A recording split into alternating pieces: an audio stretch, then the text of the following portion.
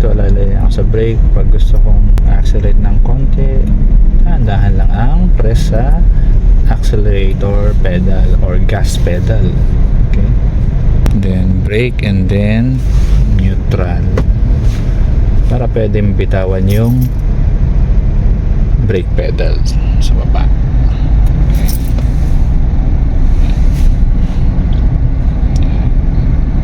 Bitaw, tapos naka-neutral lang.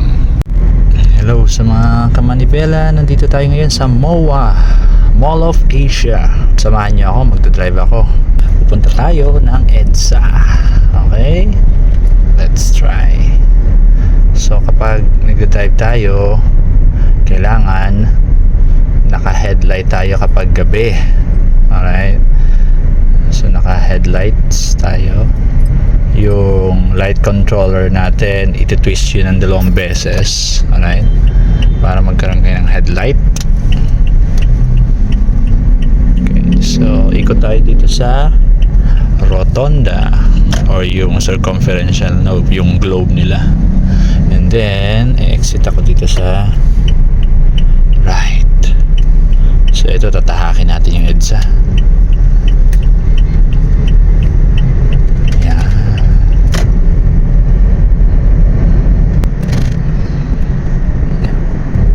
So ang takbo ko lang dito ay 40 km per hour, pero pwede pa to hanggang 60 km per hour. So by the way guys, ang sasakyan ko ay Innova automatic transmission. Okay, so ibig sabihin meron lang tayong 2 pedal, yung brake and accelerator pedal. Medyo matapik pa rin. It's 8 o'clock ng gabi. Yan, nanay na, pero matraffic pa rin.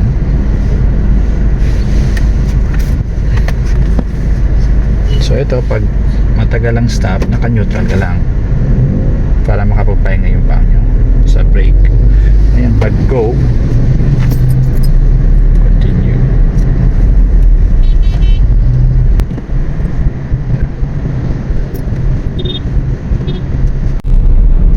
Ayan, diretso lang tayo.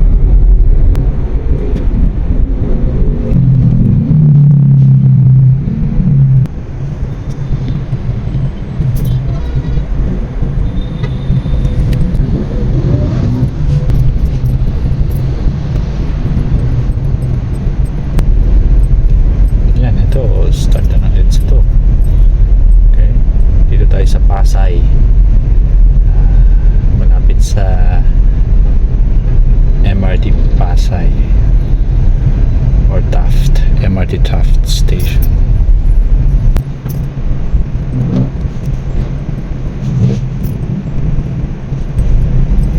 So make sure may enough distance kayo sa harap at saka sa side nyo para safe lagi.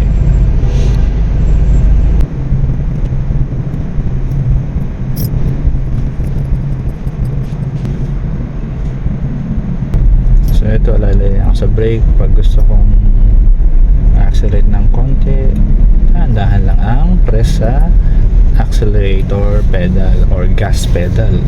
Okay, then brake and then neutral para pwedeng bitawan yung brake pedal sa baba.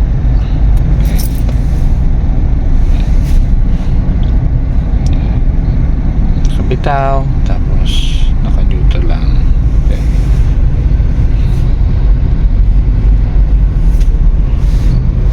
Okay, and then drive ulit.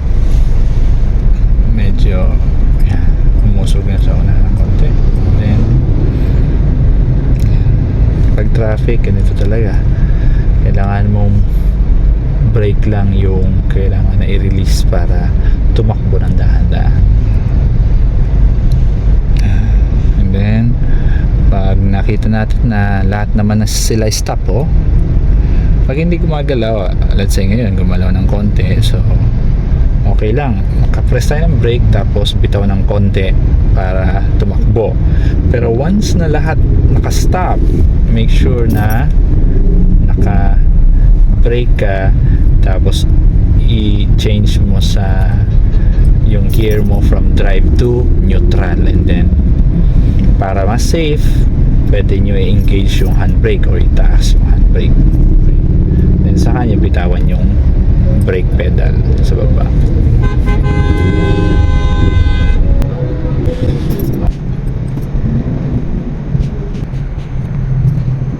Malapit na tayo sa MRT Taft, pero traffic pa din. Ayan o, nakita nyo to, masyado siyang malapit sa barricade o. Iwasan nyo yan, masyadong dikit sa left side. Yan, yung concrete na to, barrier na to, huwag ka masyadong didikit dyan, baka sumabit ka dyan at magasgasan lang yung sakyan, madamage pa. Ayan o, kita nyo, sobrang lapit, sobrang lapit niya sa barricade o.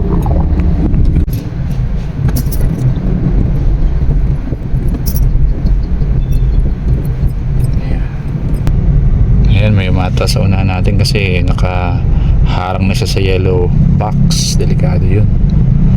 So itong sasakyan na to, ayan, yellow solid line tong nasa left side ko kasi ito yung bus lane. Ito.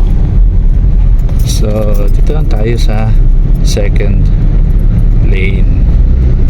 Tayo papasok dyan kasi bus lane yan. Itong inner lane na to, nasa leftmost ko, public bus po yung pumapasok dapat dyan. So ngayon, may mga matigas ang ulo, private vehicle sila, nandyan sila sa loob ng bus lane. Ngayon magme-merge sila dito sa kanan, yellow solid line yan, di ba? So yan, daan natin yung malaking truck na yan.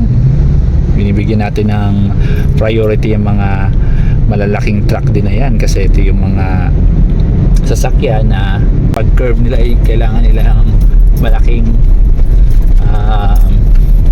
buwelo. So kakainin talaga yung 3 lanes bago sila makaride, no? So kailangan bibigyan mo siya ng daan. Yan yung mga heavy vehicles na kailangan natin pagbigyan ng daan para makalabas sila kasi kanina nasa intersection sila, di ba? So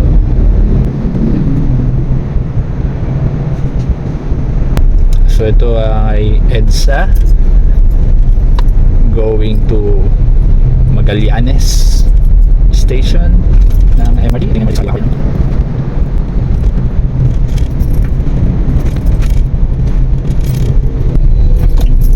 Change lane ako, nag left signal ako kasi mabagal yung sa unahan ko.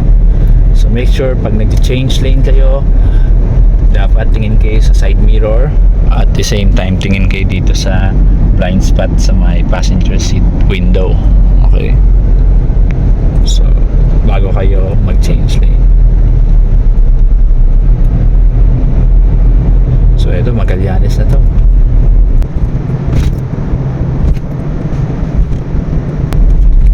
Lang ay 50 kilometer. Okay. Ang maximum ng EDSA ay 60 km per hour. So ibig sabihin kapag nag-exceed ka dyan, may violation ka. So make sure following the traffic rules tayo. Okay.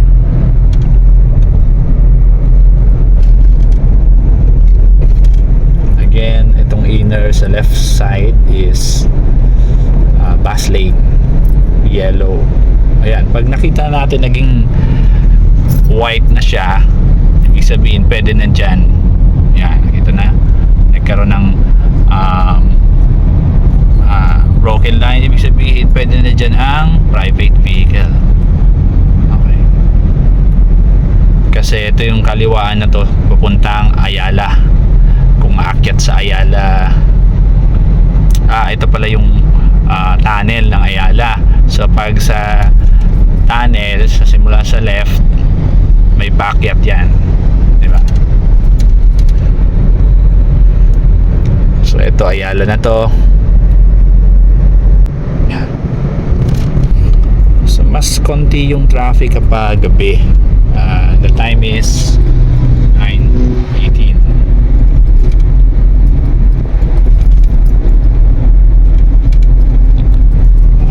So yan, yung sinasabi nating Ayala sa kaliwa, bakit yan, no? Diba?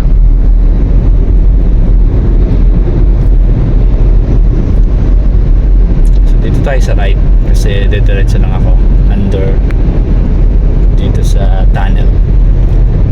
Ngayon yung sa baba ang linya na papansin natin, solid white line tsaka solid yellow line, nagmi-mix. Ibig sabihin pwede yung bus lane dito tsaka yung private. Okay. Ayan, so nagpatong yung dalawang kulay, oh. Tapos white and solid white line and solid yellow line nagkakapatong na. Ngayon from here makikita natin broken white line at saka solid yellow line. Ibig sabihin pwede na tayong lumabas dito kasi pag tumuloy-tuloy pa tayo bawal na tayo dun. So ito pwede na ako mag-right. Broken line naman itong left, so ibig sabihin pwede tayo mag change lane,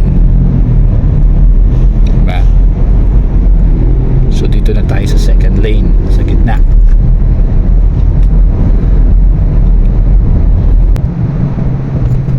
Balik uli siya sa broken white line.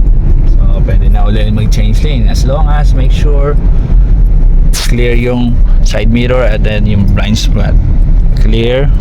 Okay, tsaka naka left turn ka, left turn signal.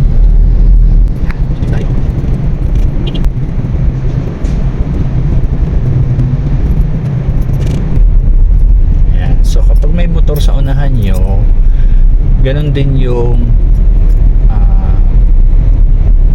space nyo na kailangan i-provide. Pareho din yan ng mga passenger car, no?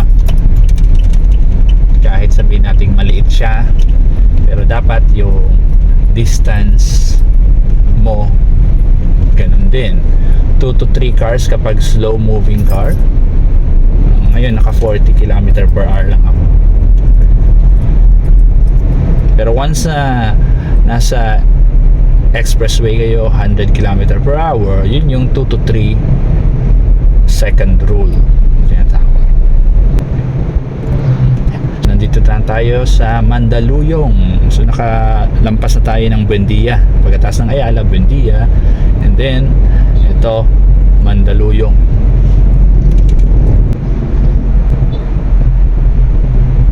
Takbo ko lang 50 km/h. So makikita natin doon sa taas sa right may nakalagay 60 kph. Yan, yan yung mga sign dyan sa right. 50 para sa bus and private vehicle is 60. Diba? Sila Mandaluyong City.